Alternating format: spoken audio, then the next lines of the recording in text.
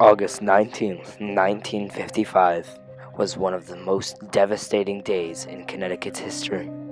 This horrific event caused about 90 people to lose their lives, all caused by the flood of 55.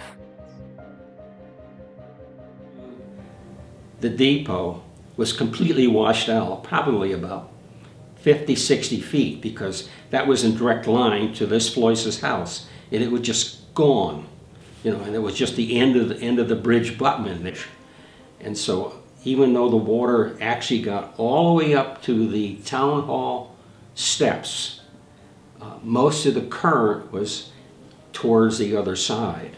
I got probably halfway across and I couldn't move. The water was right up to my neck and I just lost all my strength.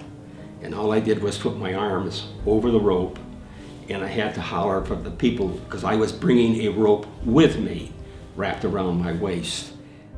Connie and Diane, the two tropical storms that hit the region, were the cause of the devastating flood. Michael CONDON is also here to tell his story.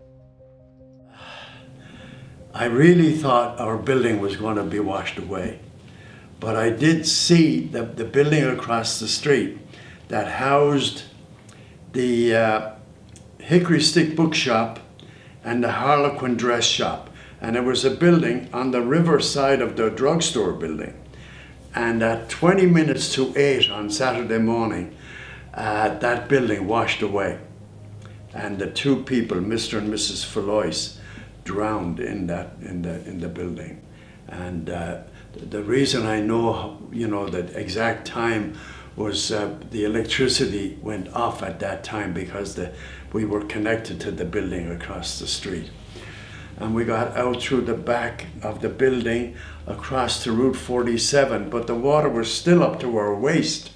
We were on a rope going out. The worst part was, in the middle of the night, thinking that we were going to drown.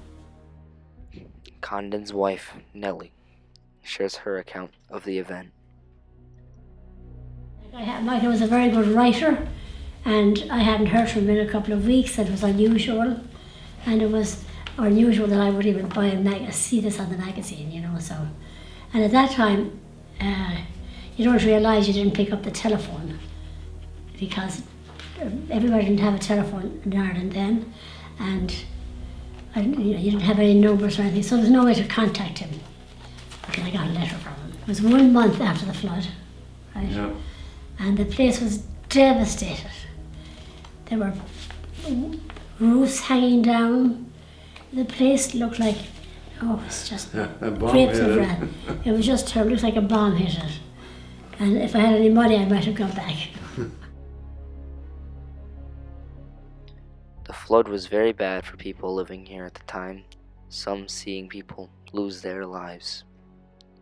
As you have seen, the flood destroyed many people's homes and land, making the flood of 55 an important part of Washington history.